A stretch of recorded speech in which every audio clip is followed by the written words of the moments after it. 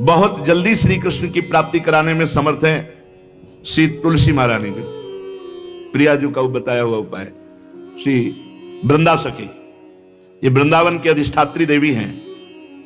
ये वृंदावन की पूरी व्यवस्था को देखती हैं। प्यारे जो के नित्य केली की व्यवस्था करती हैं और इनकी कृपा के बिना कोई वृंदावन में प्रवेश नहीं कर सकता। ये हमारी प्यारी जो की प्रिय सखी वृंदा सखी श्री तुलसी महारानी जी। चंद्रानना सखी ने कहा कि परम सौभाग्यदम राधे महापुण्यम वरप्रदम श्री कृष्ण श्यापि लभ्यर्थम, उनका तुलसी सेवनम मतम।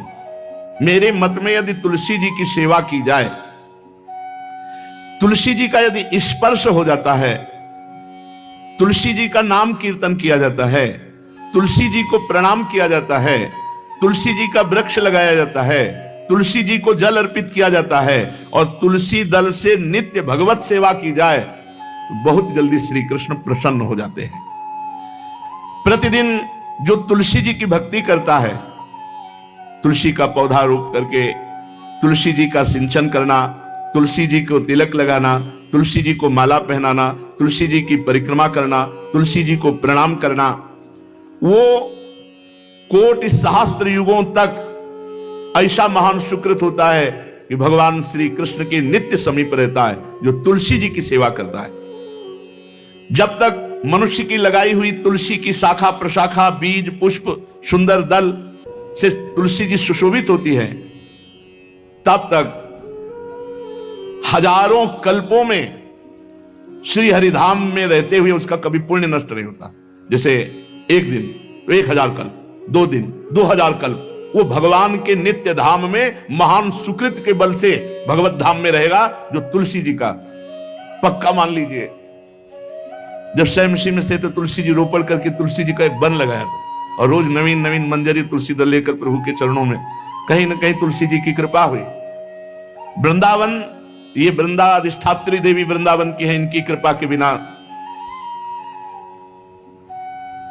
हे चंद्रादने, संपूर्ण पत्रों और पुष्पों को जो उतार करके सम्मान पूर्वक पहले प्रार्थना करनी चाहिए। हे वृंदा देवी, हे तुलसी जी, भगवान श्री हरि की पूजा के लिए या प्रियाजू की पूजा के लिए हम आपके कुछ मंजरी कुछ दल लेकर के सेवा करना चाहते हैं, आप कृपा करके मुझे दीजिए, और फिर उतार लें। ऐसे नोचना नहीं, बहुत सम्मान से बहुत प्यार से, तो तुलसी जी प्रसन्न होते हैं। जो मनुष्य तुलसी दल से श्री हरि की पूजा करता है, कोई भी पाप उसका स्पर्श नहीं कर सकता। पूर्व में किया हुआ कोई भी पाप उसको दंड नहीं मिलेगा जो तुलसी जी की आराधना नित्य करता है। अब इतना जल भी ना चढ़ा दे, माल पुण्य हो जाए और तुलसी जी अंतर ध्यान, अनुकूल जल, जैसे मान लो गमले पे हैं तो इतना बड़ा तांबे का रोज उससे चढ़ा, अब भर के लोटा चढ़ा दोगे 2-4 दिन में अंतर ध्यान हो जाएंगे तुलसी जी। बहुत विवेक से जरूरत है, मतलब भारी पुण्य होगा। अब इतना बड़ा लोटा रोज जल चढ़ाओगे तो 2-4 दिन में पीली होके अंतर ध्यान हो जाएंगे। भाई इतना जल, अनुकूल जल चाहिए। एक तांबे का छोटा सा लिया, ऐसे रोज डालो, उसमें कोई फर्क नहीं, और गमला उठाकर धूप में विराजमान करो। सेवा का मतलब क्या है? जो तुलसी जी को जल अर्पित करके तुलसी जी की सेवा करता है, हरि चिंतन करता है, कभी कोई पाप उसका स्पर्श नहीं कर सकता। 100 भार सोना, 400 भार चांदी का जो दान करने का फल होता है, वो एक तुलसी दल उतार, जो अपने द्वारा लगाई हुई तुलसी दल, वो हरि के चरणों में अर्पित करो। ये 100 भार सोना और चांदी बराबरी नहीं हो सकती। कितना महत्व है। जो रोज तुलसी दल चयन कर, द्वादशी को ना चयन करे, द्वादशी को मतलब बहुत बड़ा अपराध लगता है तुलसी दल का, इस मतलब तुलसी के वृक्ष का भी स्पर्श न करे। प्रणाम नमस्कार दूर से, एक भी दल नहीं टूटना चाहिए द्वादशी को। ऐसा हमने महापुरुषों से सुना है कि मंजरी और पत्र उतारना ये ठीक नहीं, बिल्कुल नहीं ठीक है। ब्रह्म हत्या का फल लगता है, अगर जो पाप लगता है अगर कोई द्वादशी को तुलसी चयन, बहुत सावधानी से। जिसके घर में तुलसी का बगीचा होता है, कई पौधे होते हैं, उसको कहीं तीर्थ जाने की जरूरत नहीं, उसका घर तीर्थ है जिसके घर में तुलसी के पौधे हैं। और यमराज कभी उस घर में किसी भी मरने वाले को लेने नहीं आएंगे जिसके घर में तुलसी। लगा लो भैया तुलसी लगा लो घर में, काहे कोई यमराज को आने दोगे? सबके घर में तुलसी। कितना सुंदर पहले था, घर में आंगन होते थे, आंगन में एक बहुत बड़ा, और फिर उसमें तुलसी जी, और फिर उसमें 2-4 नर्मदेश्वर और शालिग्राम ऐसे, और फिर घर का हर व्यक्ति जल चढ़ाना, प्रणाम करना, नमस्कार करना, कितनी पवित्र पद्धतियां हमारी थी। जब रसोई बने पहली गाय के लिए, फिर कुछ पक्षियों के लिए, फिर कोई संत महात्मा, कोई भिक्षु, ऐसा कितना पवित्र व्यवहार। अभी यहाँ जैसे हमने देखा है, ये रसोई बन रही ना तो धुआं नहीं खत्म होने पाता, वो ही सब अपवित्र किए हुए हैं, राक्षसी बुद्धि आती चली जा रही। तुलसी जी, ये भागवती को वस्तु हमें लगता है बालकनी तो होती है, बढ़िया बालकनी में एक ऐसा उठाने धरने वाला स्टैंड लोहे का रखो कि तुलसी जी को विराजमान कर दो। जिसके घर में तुलसी जी विराजमान होती है उसके घर में यमराज कभी नहीं जाते। जो तुलसी जी का सेवन करता है उसकी सारी कामनाएं तुलसी जी पूर्ण कर देती है। तुलसी जी को लगाना, तुलसी जी का पालन करना, तुलसी जी को सिंचन करना, तुलसी जी का दर्शन करना, तुलसी जी का स्पर्श करना, मनुष्य के द्वारा जो मन, वाणी और शरीर से पाप हो गए सबको तुलसी महारानी क्षमा कर देती है, दग्ध कर देती है। पुष्कर आदि तीर्थ, गंगा आदि परम पावन नदियां, ये सब जो स्नान आदि, अवगाहन आदि करने का फल देते हैं, वो केवल तुलसी जी घर में विराजमान है उसको फल मिल जाएगा। कितने बढ़िया। जो तुलसी जी की नवीन मंजरी प्रभु के चरणों में अर्पित करके प्रणाम करता है, वो चाहे कितना भी अपराध किए हो, वो कभी यमपुरी को नहीं देखेगा, कभी यमराज के पास नहीं जाएगा। जो मनुष्य तुलसी काष्ठ का घिसा हुआ चंदन लगाता है उसके सारे संचित भस्म हो जाते हैं, और क्रियमाण जो वर्तमान वो कभी उसको बांध नहीं सकते। तुलसी जी का काष्ठ का घिसा हुआ चंदन। जिसके घर में तुलसी की छाया होती है वहां पितरों को अपने आप कल्याण प्राप्त हो जाता है। जो श्राद्ध करने से लाभ मिलता है पितरों को, घर में तुलसी लगा के जो तुलसी की छाया, बड़ा वृक्ष, पितरों को तृप्ति मिलती है। चतुर्भुज ब्रह्मा जी सारंग धनवा श्री हरि के महामहिम स्वरूप की अनुभूति करने के लिए भी कहा है कि तुलसी जी का महान महात्म्य, अगर तुलसी जी का सेवन करे तो भगवान श्री हरि की महिमा को जान जाएगा। स्त्री हो या पुरुष, पुरुष नपुंसक नारीवा जीव चराचर कोय, सर्व भाव भज कपट तज मोहि परम प्रिय सोय। शरीर वर्दी है, हमारी पोशाक है, हम सब एक हैं, आत्मस्वरूप है, कुछ अलग नहीं है। शरीर केवल पांच भौतिक है तो सबका पांच भौतिक है, उसमें चिन्ह है स्त्री पुरुष के, बस। इसके लिए भगवान की आराधना निषेध थोड़ी है। जो स्त्री या पुरुष श्री तुलसी जी के काष्ठ के मन के बना के, जैसे छोटी कंठी या बड़ी माला धारण करता है, श्री कृष्ण उसके बस में हो जाते हैं। यह है तुलसी जी की महिमा। परम सुहाग श्री कृष्ण मिल जाते हैं, और कौन सी भी हमें उपलब्धि चाहिए। हे गोप नंदिनी, तुलसी जी का सेवन करने से श्री कृष्ण वश में हो जाते हैं।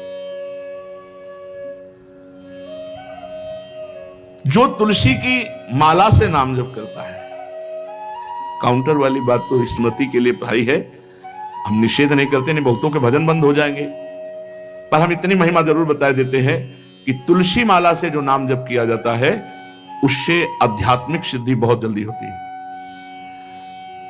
गुरुदेव भगवान कहते जो अंगुलियों से रगड़ होती है मन का से, उसमें आध्यात्मिक ऊर्जा शक्ति तुलसी माला से। प्लास्टिक पर भाई करो, निषेध नहीं कह रहे बंद हो जाएगा, वो भी राधा राधा कहना, वो हमें बंद नहीं करना। हम कह रहे हैं तुम जैसे बने वैसे करो, लेकिन माला का बहुत बड़ा प्रभाव है। तुलसी परम पवित्र भगवान श्री हरि की प्रिया, और उनके काष्ठ को जब हम ऐसे ऐसे नाम के साथ, तो विशेष ऊर्जा शक्ति, आध्यात्मिक शक्ति हमें जागृत होती है। हो सके जिनको ऐसा बन सके तो छोटी एक वो आती है सुमिरनी, उसको रख लो, अपनी जेब में रख लो, उससे करो। और नहीं है तो भैया तुम इसी से करो, नाम जप करो, भाव को भाव न खालसो, नाम जपत मंगल दिस दसो।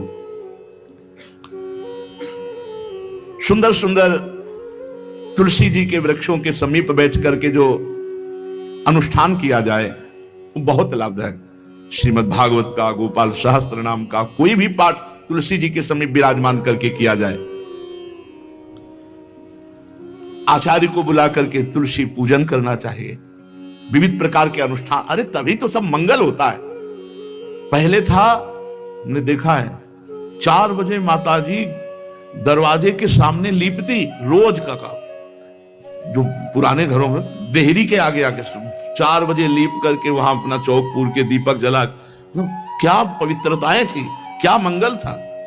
जब किसी को निमंत्रण दिया जाता था सबके पैर धोए जाते थे, सुंदर बिछौना बिछा करके और उसमें बैठकर पत्तल और रज के सकोरा कुल्हड़ ऐसे भोजन पाया। कितना पवित्रता, जो हमारी पूर्व पवित्रता थी, धोती कुर्ता चोटी पवित्रता। मान लो अगर बाहर जा रहे तो पैजामा कुर्ता, ऐसे बहुत पवित्र पोशाकें थी, पवित्र आचरण थे, पवित्र खान पान था। घर में जाओ तो एक पवित्रता, एक किसी भी घर में ऐसा नहीं था कि देव मूर्ति न विराजमान हो, किसी भी घर में ऐसा नहीं था तुलसी जी विराजमान न हो, 1-2 गाय जरूर होती थी, पवित्रता। अब तो बड़ा विचित्र, ये भारतीय गौएं जो श्वेत रंग की, जो अरुण रंग की, जो सींग वाली हैं, वो उनका आप दुग्ध देखिए, दूह कर रख दीजिए, स्वर्णिम कांति छाई मिलेगी। ये हमारी भारतीय पद्धति है, हविष्यान्न, इससे देवताओं का, भगवान का, सबका अभिषेक पूजन होता है। शुद्ध गाय जो हमारी भारतीय है, तीला है उसके जैसे निकला हुआ, वो भगवान ने सेवा की है। हमारे गोविंद भगवान का नाम ही गोविंद, गौओं के इंद्र। भगवान सुबह से निकल जाते थे, शाम तक गौओं को चराते थे। बड़ा असत्य और सत्य का विवेक होने पर साधक को संसार की तरफ से वैराग्य होने लगता है और उसका भजन पुष्ट होने लगता है। और जहां भजन पुष्ट हुआ तो नित्य निरंतर अपने चित्त में भगवान वासुदेव को देखने लगता। चित्त के अधिष्ठात्र देवता भगवान श्री कृष्ण है, वासुदेव। जब चित्त शुद्ध हो जाता है, उसकी पहचान है, न कोई अपना लगता है न कोई पराया लगता है, सब भगवत स्वरूप लगते हैं, अपना पराये का भेद मिट जाता है। जब चित्त शुद्ध होता है तो किसी भी पदार्थ के भोगने की इच्छा उसमें नहीं रह जाती। जब चित्त शुद्ध होता है तो उसका अनुराग केवल परमात्मा और महात्मा में होता है, पूरे संसार में कहीं होता ही नहीं। ये चित्त शुद्धि का लक्षण है। चित्त शुद्धि का उपाय विवेक और निरंतर नाम जप। चित्त शुद्धि का लक्षण राग द्वेष का अभाव, ना कोई अपना ना कोई पराया, और किसी भी विषय भोगने की इच्छा ही नहीं, आसक्ति तो सिर्फ परमात्मा में या महात्मा में। ये राग द्वेष किसे कहते हैं महाराज? जिस मनुष्य के, जिस पदार्थ के, जिस स्थान की ऐसी आसक्ति हो जाए कि इसके बिना जिया नहीं जा रहा, उसे राग कहते हैं। जैसे मां में राग, पिता में राग, पत्नी में राग, पुत्र में राग, धन में राग, मकान में राग, शरीर में राग, बहुत समझना चाहिए हमारा राग हो गया, जिसका बार बार स्मरण आए और बार बार खिंचाव हो हृदय से। जो हमारे ध्यान पथ में प्रभु की शिवा और आ रहा है, वो सब राग का ही किया कराया खेल है। द्वेष, इसमें मूल राग है, जिससे राग होता है उसी से द्वेष होता है। राग नहीं होगा तो द्वेष होगा ही नहीं। जब वो हमारे प्रतिकूल चलने लगता है तो द्वेष हो जाता है। प्रतिकूल पदार्थ, प्रतिकूल वस्तु, प्रतिकूल व्यक्ति, तो हमारा द्वेष हो जाता है। यही राग द्वेष जीव के जन्म मरण की श्रृंखला है और इसका मूल कारण देहाभिमान, अहंकार है। महाराज, साधक को समय किस प्रकार बिताना चाहिए? सबके लिए एक जैसा उपदेश नहीं होगा। पूज्य बाबा बोल रहे हैं, जो गुरु के पास रहते हैं उनको सब समय गुरु की सेवा में लगाकर भगवत स्मृति युक्त जीवन व्यतीत करना चाहिए, और जिनको गुरु का सानिध्य नहीं मिला उनको भजन में अधिक समय लगाना चाहिए। यदि गुरुदेव सेवा के लिए आदेश करें, वही सबसे बड़ा भजन है। यदि वो कह रहे हैं कि बैठकर भजन करो, तो अधिक समय भजन में लगाना चाहिए। अगर गुरुदेव सेवा, तो फिर सेवा ही भजन है। जो गृहस्थ हैं उनको अपनी गृहस्थी के कार्य को गुरु सेवा, भगवत सेवा मानकर करना चाहिए। यदि गुरु जी कुछ स्वीकार करते हैं तो ठीक है, नहीं सर्वस्व गुरु का है, ऐसी भावना करनी चाहिए। विरक्त उपासक को गुरु की अधीनता स्वीकार करनी चाहिए। गुरु की अधीनता से अपने आप सारे पाप, द्वेष, दोष, राग सब नष्ट हो जाता है। सबको यह तो ध्यान रखना है कि भगवती जो हमारी परम करुणामयी स्मृति स्वरूपा है, वो हमारे दिमाग में छाई रहे। महान तेजोमयी निकुंज देवी श्री स्वामिनी महामहिमामयी महारानी लाडली जो भगवती स्मृति ऐसी कृपा करें कि ये हमारी स्मृति में ही बस जाए, कभी स्मृति से दूर ना हो, चाहे हम सेवा परायण हो या एकांत बैठे हों। महाराज भगवान तो हमें दिखते नहीं, तो उनसे प्यार कैसे हो, उनकी शरण कैसे हो? भगवान तुम्हें दिखते नहीं, बड़े आश्चर्य की बात है, ये सब भगवान ही तो है। पूज्य बाबा अब उनकी ब्रह्ममयी दृष्टि है। चलो भगवान नहीं दिखते तो भगवान का नाम, भगवान की महिमा, भगवान के भक्त ये तो दिख रहे हैं, आप इनकी बात मानो, नाम जप करो, भगवान की लीला गुण गाओ, जैसे आदेश होता है वैसे सिद्धांत से चलो, भगवान दिखाई देने लगेंगे। जब तुम्हारे हृदय में शांति, आनंद, किसी के प्रति कोई भी द्वेष नहीं, तो जान लो अब भगवान प्रकाशित होने वाले हैं हृदय में। आनंद भगवान का स्वरूप है, शांति भगवान का, शांताकारम, जो आनंद सिंधु सुख राशि। जो भगवान को देखा नहीं और भगवान की शरण होकर नाम जप करते हैं, भगवान बहुत रीझ जाते हैं उनसे, वो तो देख ही रहे ना। महाराज जी आप बार बार भजन की बात करते हैं, भजन में तो नींद आ जाती है, फिर क्या करें? माला छूट जाती है भजन में। ऐसे बैठे रहो, प्रपंच सोचते रहो, नींद नहीं आएगी। 3 घंटा फिल्म देखते रहो, नींद नहीं आएगी। पता नहीं कैसा तमोगुण का प्रभाव है। बाबा कहते हैं कि जब नाम जप करने में नींद आने लगे तो जोर जोर से कीर्तन करने लगो। ये एकांत में करना चाहिए, सामूहिक जहां वास हो वहां नहीं करना चाहिए। नहीं पता चले कल मंजीरा लेके 12 बजे से शुरू हो गए तो साधक जो दिनचर्या में है उनको परेशान, मान लो बगल वाले कमरा वाला ध्यान साधक कर रहा है तो फिर आपका अपराध बन जाएगा। यदि आप मंजीरा लेके कीर्तन कर रहे हैं और उसके ध्यान में विक्षेप हो रहा तो अपराध बन जाएगा। इसलिए जो भी साधना करो वो ऐसी करो कि दूसरे साधकों को विक्षेप ना पड़े, अपने कमरे के बाहर आवाज ना जाए। दूसरा उपाय, खड़े होकर जप करो, ये बहुत बढ़िया उपाय है। इस नींद रूपी दुश्मन से लड़ो।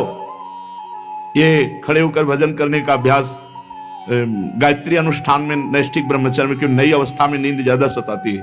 तो झोपड़ी थी तो खड़े होकर ऐसे झोपड़ी का ऊपर एक रस्सी ऐसे डाल लिए थे और ऐसे पकड़ लेते, कभी एक पैर के बल खड़े हैं, कभी बाएं पैर, फिर उठा लिया दाएं पैर, और मंत्र में एकाग्रता पूरी जपते हुए बहुत अच्छा लगता। 5-5, 6-6 घंटे, क्योंकि गायत्री का 24 लाख गायत्री का एक पुरस्चरण होता है।